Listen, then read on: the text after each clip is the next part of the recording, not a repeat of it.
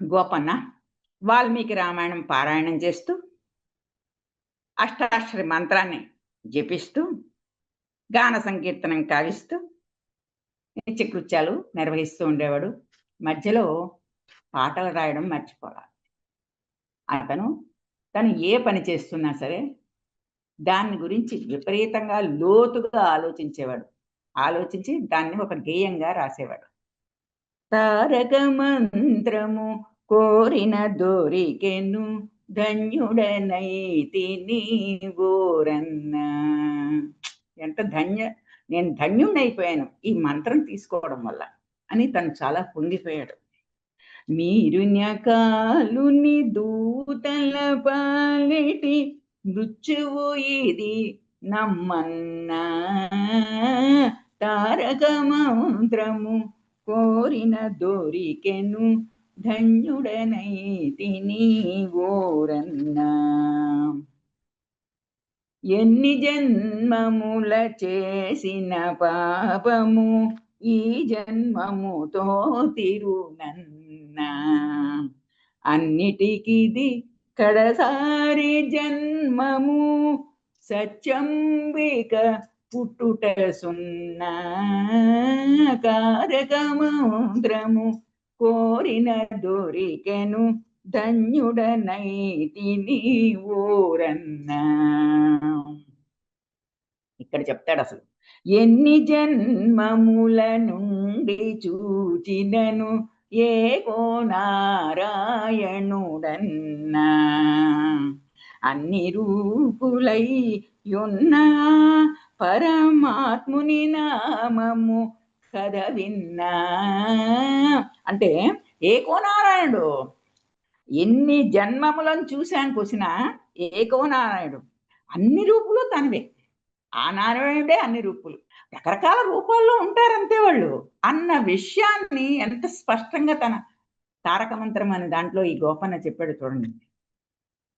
ధర్మము తప్పక భద్రాదీసుని తన మదిలో నమ్మకయున్నా. ధర్మం తప్పద్దు. ఏ మతం వాళ్ళైనా ఏ కులం వాళ్ళైనా ధర్మాన్ని అనుసరించండి. ఇదే ఎవరికైనా సరే ఇది ఒకటే ఒక విషయం. మంత్రం ఏమిటి అంటే ధర్మాన్ని అనుసరించడమే. భద్రాదీసుని తన మదిలో నమ్మకయున్నా. మర్మము తెలిసిన రామదాసుని మందిరమునకే కూచునున్నా. తారక మంత్రము కోరిన దొరికెను ధన్యుడనైతిని ఓరన్నా అంటూ ధర్మాన్ని పాటించాలి మనం అని చెప్పి తారక మంత్ర ఉపదేశం వల్ల అతను పొందిన ఆలోచనలు చాలా సూక్ష్మంగా అందరికీ అర్థమయ్యేటట్టుగా అతను వివరించడం మొదలెట్టాడు. మరి అంత బాగా చెప్తుంటే జనం కూడా అతను వెనకాల మంచి పిల్లాడు, ఇతను బాగా చెప్తున్నాడు అని అనుకుంటారు కదా. సరే, అతనికి అలా తిరుగుతుండగా ఇతనికి వివాహం చేద్దామని చెప్పి తల్లి అనుకుంది. కానీ ఇతనికి ఈ ప్రాపంచిక విషయాల మీద ఈ యవ్వన వాంఛల గురించి అంతగా అతనికి ఆలోచన లేదు. మామూలుగా అందరికీ దాన ధర్మాలు చేస్తూ తను ఈ భక్తి పాటలన్నీ పాడుకుంటూ ఉంటే ఏదో కొంచెం ఉంది కదా తండ్రి పోయినప్పుడు, అది కాస్త పూర్తిగా అయిపోయింది. ఆస్తులు ఏమీ లేవు. మరి గడిచేది మార్గం ఎలాగా? తల్లి ఉంది, తల్లికి కూడా వృద్ధాప్యం వచ్చింది. తల్లికి కొంచెం బెంగగా ఉంది. ఈ కుమారుడికి ఎలాగైనా పెళ్లి చేయగలమా? వీటికి అసలు తాడు బొంగరంగం లేకుండా తయారయ్యాడు, ఆస్తి లేదు ఏమీ లేదు, ఇలాగే ఈ లల్లాయి పదాలు పాడుతూ కూర్చుంటాడేమో అని ఒక తల్లికి కొంచెం బెంగ ఉంటుంది కదా. మరి ఆ తల్లికి ఉంటుంది, తండ్రికి ఉంటుంది. ముందర తండ్రి వెళ్ళిపోయాడు కాబట్టి తల్లికి ఇంకా ఎక్కువగా ఉంటుంది. వీడిని ఎలాగ మనం వీడిని దారిలో పెట్టగలం అని ఆవిడకి ఎంతసేపు అయినా కొంచెం పెళ్లి చేసేస్తే కొంచెం ఇతనికి కొంచెం ఏదైనా కుదురు వస్తుంది అని చెప్పేసి ఇంత వైరాగ్య భావాలు ఉన్నాయి ఇతనికి. అయినా సరే కొంచెం పెళ్లి చేసేద్దామని పాపం ఆవిడ ముసలితనంలో కంగారు పడుతుంది. ఆ పింగళి వారింటి ఆడపడుచుల అమ్మాయి కమలమ్మ అనే అమ్మాయిని తీసుకొచ్చి ఇతనికి పెళ్లి చేద్దామని చెప్పేసి అనుకున్నాను. ఇంకా పెళ్ళి అవ్వలేదు, పెళ్లి చేద్దామని అనుకున్నాను. ఆ కమలమ్మ మంచి కుటుంబం, మంచి ఎవరైనా చూస్తారు కదా మంచి కుటుంబం. పింగళి వారింటి ఆడపడుచు అమ్మాయి తీసుకొచ్చి కమలమ్మని పెళ్లి చేద్దామని అనుకున్నారు. పెద్దలందరూ కూడా అంగీకరించారు. ఇంకా పెళ్లి ఈ లోపల ఒక జ్యోతిష్కుడు, కొంచెం మంచి పేరున్న జ్యోతిష్కుడే, ఆయన ఆ ఊర్లోకొచ్చాట. ఆ ఊర్లోకొచ్చేసరికి మరి చిన్న చిన్న ఊళ్ళలో ఎవరొచ్చినా తెలిసిపోతుంది కదా వెంటనే.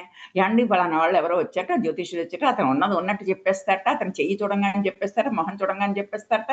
అలాగా చాలా మందిని ఇతను వచ్చాట అని పాపం జనం అందరూ గబగబా ఎవరికైనా సరే రేపు ఎలా ఉంటుంది అని తెలుసుకోవడం ఉత్సాహంగానే ఉంటుంది.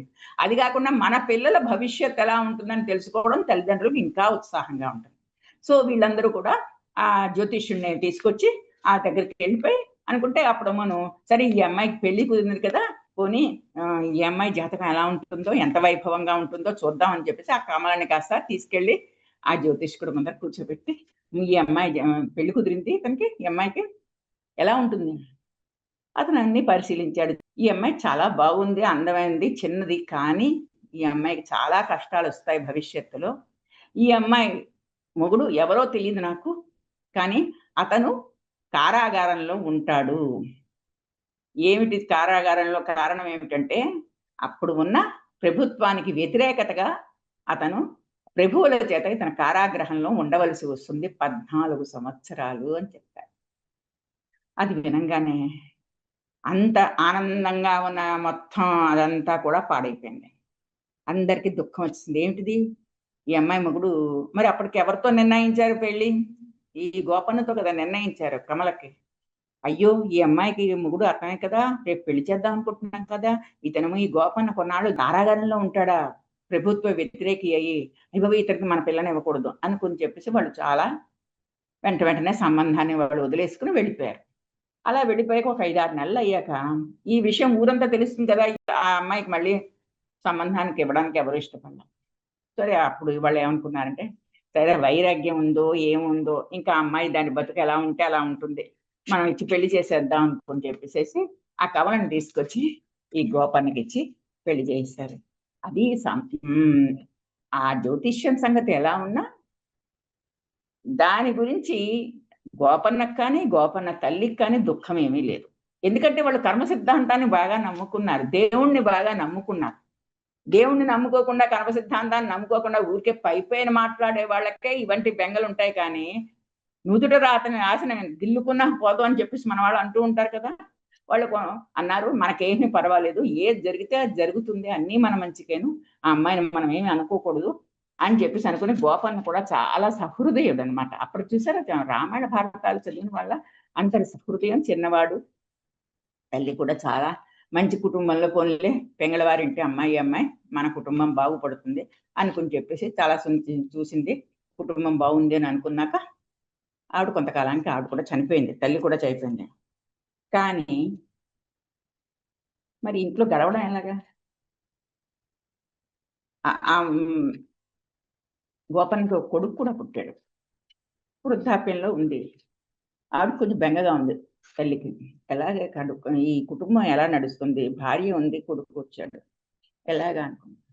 సరే వెళ్ళిపోతూ చనిపోతూ ఆవిడంది, "ఇలా రా నువ్వొకసారి అక్కడ తానీష దగ్గర అక్కన్న, మాదన్నలని ఇద్దరు పెద్ద ఉద్యోగం చేస్తున్నారు. వాళ్ళు నీ మేనమామలు. అంటే వరసకి మేనమామలు. సొంత మేనమామలు కాదు. వరసకి మేనమామలు. వాళ్ళక్కడ తానీష దగ్గర ఈ నిజాం ప్రభువుల దగ్గర ఉద్యోగం చేస్తున్నారు. నేను చనిపోయాక ఒకసారి వెళ్లి వాళ్ళని కలువమ్మా. వాళ్ళేమైనా మార్గం చూపిస్తారు నీకు" అని చెప్పేసి ఆవిడ చెప్పి, 1, 2 సార్లు చెప్పి, "అశ్రద్ధ చేయకు సుమా, అశ్రద్ధ చేయకు. అలాగేనమ్మా నువ్వు పర్వాలేదు నువ్వు సర్దుకో, నువ్వు జాగ్రత్తగా ఉండు, నీ ఆరోగ్యం చూసుకో" అని పాపం అంటున్నాడు. ఈ లోపులోనే తల్లి కాస్త చనిపోయింది. తల్లి చనిపోయిన తర్వాత ఇతనికి కూడా కొంచెం బాధ్యత వచ్చింది. అయ్యో! అమ్మ ఇలా చెప్పారు కదా! పోనీలే వెళ్ళిపోదాం మనం. అక్కడికెళ్ళి ఒకసారి కలుసుకుందాం వెళ్లి అని చెప్పేసేసి అనుకుంటున్నాడు మనసులో. చూద్దాం తర్వాత ఏమైందో.